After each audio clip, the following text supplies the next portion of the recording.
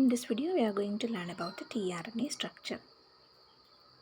Single-stranded RNA ribonucleic acid molecules are ubiquitous in cells and play many biological roles. However, three main types of RNA dominate molecular biology: the messenger RNA, the transfer RNA, and the ribosomal RNA or rRNA.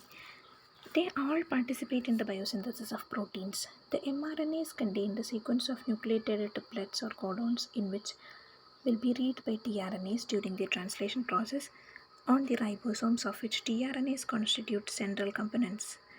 In mRNAs, the sequence alone is the primary determinant of biological function. However, for tRNAs or rRNAs, the folding in space of the polynucleotide RNA chain in a native tertiary structure forms the basis of biological activity.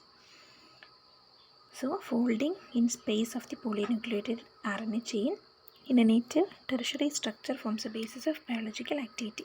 The existence of some types of adaptive RNA molecules acting as go-between between the RNA world and the protein universe was predicted by Francis Crick as early as 1955, long before transfer RNA molecules were characterized biochemically. Because there are 61 different codons in the genetic code, one would expect from the same number of different tRNAs distributed along the 20 different isoacceptor families corresponding to the 20 different amino acids. However, if the Wobble hypothesis of the Crick, which relaxes the Watson-Crick complementarity and considers not only bonds pairings involving eosine, an oxidized form of adenosine, is followed, only 31 different tRNAs are necessary to decode all codons.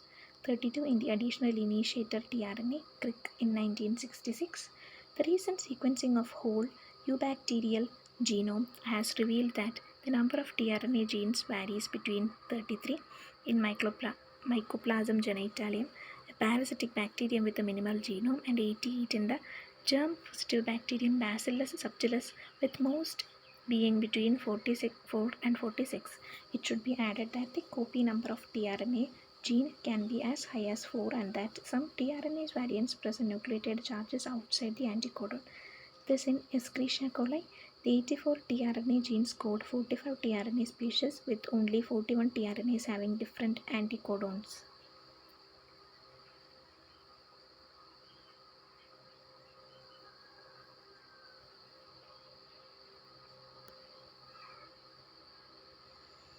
As with every biological macromolecule, the molecular evolution of tRNA is intimately coupled to the structural constraints imposed by the nature of the polymer and its functions. Each tRNA molecule has to evolve under two opposing constraints. One, on the other hand, it needs a three-dimensional architecture that allows it to fit precisely in the ribosome binding sites for promoting protein synthesis. But on the other hand, it needs to contain enough molecular diversity to guarantee specific recognition with a unique cognate tRNA synthetase. They call that tRNA synthetase amino acetylase is the tRNA 3' end adenosine with the amino acid specific to that tRNA. Indeed, a tRNA carries an anticodon triplet complementary to a given codon and should consequently be charged by the synthetase solely with the amino acid specified by the anticodon-codon interactions. The signature of those opposing biological constraints are apparent in the development of invariant residues and interactions that maintain a common architecture on what enough molecular diversity can be coded for specific recognition with the tRNA synthetase. These structural constraints are clearly seen in the invariance in the length of some helices of the secondary structure and in contact presence of some residues at definite positions. However, tRNAs constitute a set of molecules with which molecular evolution has tinkered enormously. Although plant chloroplast and some mitochondrial tRNAs present high sequence homologies to bacterial tRNAs, other mitochondrial tRNAs display a plate of universal structural features. tRNA is responsible for the co-translational insertion of 21st amino acid. Selenocysteine also contain odd features. Nature has further exploited the sequence and structural diversity compatible with tRNA folding to adapt tRNA structure to functions unrelated to protein synthesis.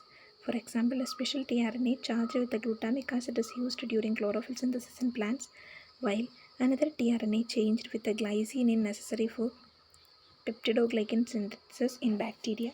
Retrovirus like VIH require a tRNA in human cells, a tRNA LYS, as a primer for the replication of their genomic RNA. Several plant viruses contain at their 3' ends a tRNA-like structure, the integrity of which is necessary for viral replication. So, cloverleaf structure. The secondary structure of RNA molecule is generally defined by the set of contiguous Watson-Crick pairs, including the GU-Wobble pairs, forming helices between segments of the single-stranded RNA. For a given family of RNA sequences, the resemblance of the so-called helices is conserved as well as their relative arrangement. This is why secondary structure can be established by sequence comparisons. The basic hypothesis is indeed that partially divergent but nevertheless functionally and historically related molecules from various biological origins fold into similar secondary and tertiary structures. Helices can occur at homologous positions in the secondary structures of two different sequences if compensatory changes occur on both strands so as to maintain complementarity between the bases in the Watson-Crick sense. For example, when Holy sequenced the first tRNA in 1965, he suggested several possible secondary structures. However, when a single tRNA was sequenced, the only secondary structure common to both sequences was the one in the form of a planar clover leaf. All non-cytoplasmic elongated tRNA sequences of lengths varying between 74 and 98 nucleotides can be folded in the cloverleaf structure. The cloverleaf structure consists of 4 helices and 3 hairpin loops. The 4 helices are called the acceptor helix or stem because it will carry the amino acid once charged by the cognate aminoacyl synthetase. The dihydrouridine hairpin because it often contains the modified base dihydrouracil, and anticodon hairpin because its apical loop presents an anticodon triplet, and a thiamine hairpin because its loop often contains the thiamine base unusual in RNAs, which are the acceptor helix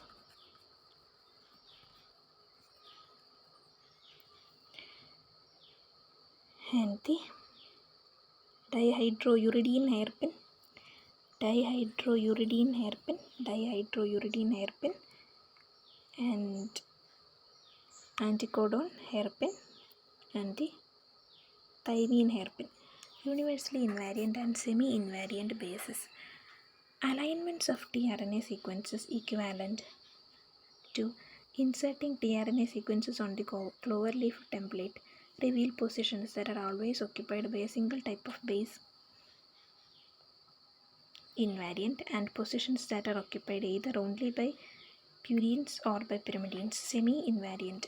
About 22 nucleotides belong to this category. As is used with biological sequences, those conservations which never absolute, and for clarity we will focus on following description on cytoplasmic elongations of tRNA, for which the numbering of each tRNA constitute the reference system since it was the first tRNA structure solved by X-ray crystallography. Distribution of the 4 nucleotide found in the 932 cytoplasmic tRNA genes are shown.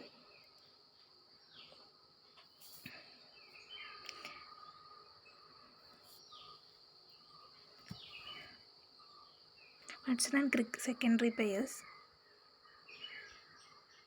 will be separated by a dash, non-Watson Crick pairs by a dot.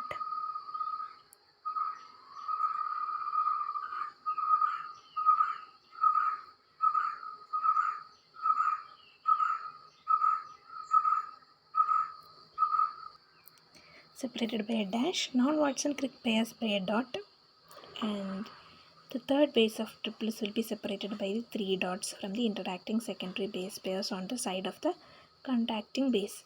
tRNA synthetases attach the cognate amino acid, the one indicated by the codon-anticodon pairing, on either of the 3-OH or 2-OH groups of the terminal adenosine. The first residue of all tRNAs will start the first base pair of the acceptor helix, carries a 5' phosphate group, It originates the biosynthesis of tRNAs. After being transcribed from tRNA genes, the tRNA transcripts are manufactured in the 5' end by the ribonucleoprotein enzyme RNAPs, which clips off the 5' end segment of the rRNA gene. The catalysis is effected by the RNA moiety of the RNase, a process which leaves a 3' OH and a 5' phosphate.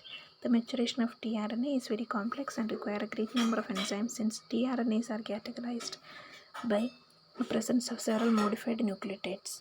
The lengths of the helices and loops are either conserved or vary between definite limits.